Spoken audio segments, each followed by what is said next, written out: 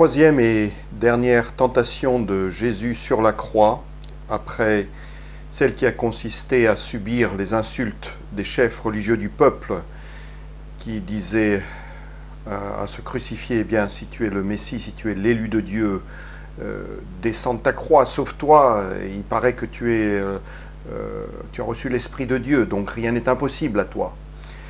Deuxième tentation, les soldats au service de l'autorité romaine, s'il est roi, qu'il se délivre, qu'il prouve sa royauté, qu'il se montre comme sauveur. Vous savez, à l'époque, les empereurs romains, c'était Tibère, César au moment de la crucifixion de Jésus, mais depuis César Auguste, les empereurs se faisaient appeler sauveurs. Donc si tu es le roi, tu es le sauveur, eh bien montre-le. Il y a un écriteau qui l'indique au-dessus de ta tête. Roi des Juifs, montre-le. Troisième tentation donc, qui est amenée par le tentateur, celui-là même qui a tenté Jésus au désert pendant 40 jours et 40 nuits, par la bouche d'un des deux malfaiteurs, qui est crucifié, qui est à la peine, lui aussi, à côté de Jésus.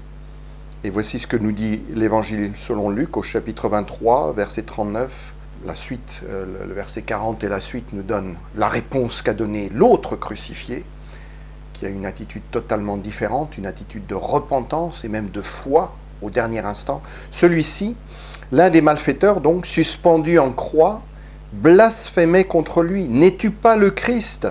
Sauve-toi toi-même et sauve-nous » Voilà, alors là, nous reprenons l'évangile de Luc au chapitre 4, et là, nous tournons vers la première tentation, celle qui a commencé par un appel de Satan, du diable, en disant à Jésus qui avait faim au cours de cette période de jeûne dans le désert.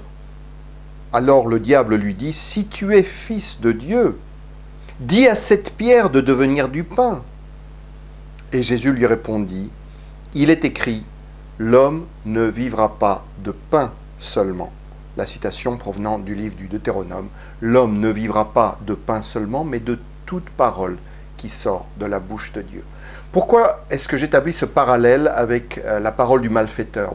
Parce que celui-ci est dans une situation de détresse physique. Il ne sent même pas sa détresse morale véritable. Il prête toute son attention à sa détresse physique et il attend une libération immédiate. Il n'est pas concerné par ce qu'a été sa vie, ses actes. Si, après l'instant de la mort, il y a une éternité devant lui, s'il doit faire face à son Créateur et à son Juge, non. Il ne s'agit pas ici de pain, mais il s'agit de survie, de descendre de la croix, de faire disparaître ses souffrances atroces.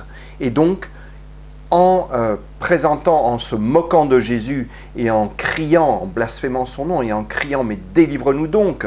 au lieu de rester, si je puis dire, planté là et ne rien faire, le voilà qui se fait l'instrument, comme je l'ai dit avec les soldats, pour les soldats au service de l'autorité romaine, le perroquet du tentateur.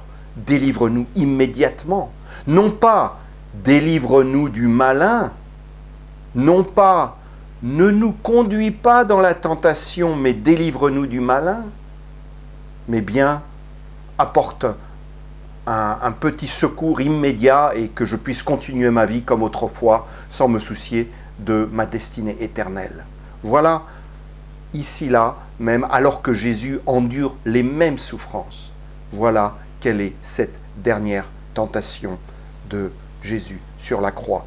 Et cela nous amène à un passage très fort de l'Épître aux Hébreux, plus loin dans le Nouveau Testament, lorsque au chapitre 4 de l'Épître aux Hébreux, l'auteur, au verset 14 et 15, nous dit « Puisque nous avons un grand souverain sacrificateur, celui qui a été le souverain sacrificateur en apportant l'offrande et qui a été en même temps le sacrifice parfait, à la fois sacrificateur et sacrifice. Puisque nous avons un grand souverain sacrificateur qui a traversé les cieux, Jésus le Fils de Dieu, tenons fermement la confession de notre foi, car, dit-il au verset 15, nous n'avons pas un souverain sacrificateur incapable de compatir à nos faiblesses, mais il a été tenté comme nous, à tous égards, sans commettre de péché.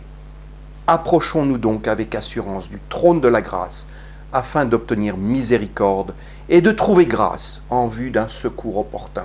Voilà ce qu'en revanche, en opposition au premier brigand, le salut que trouvera le second brigand criminel crucifié avec Jésus, qui, lui, fera preuve de repentir et d'une attente de ce royaume que Jésus a prêché, dont il a dû entendre parler, même dans sa carrière de criminel, de bandit de grand chemin peut-être, il en a entendu parler et il l'attend. Donc il est déjà, lui, au bénéfice de cette grâce, de ce secours opportun. Et c'est la raison pour laquelle, lorsque Jésus mourra en disant « Je remets mon esprit entre tes mains, Père », il pourra dire, selon l'Évangile selon Jean, tout est accompli. Je n'ai pas cédé à la tentation, j'ai obéi parfaitement à la loi, aux exigences de mon Père céleste. Pour tous ceux qui croiront en moi, tous ceux, Père, que tu m'as donnés, tout est accompli.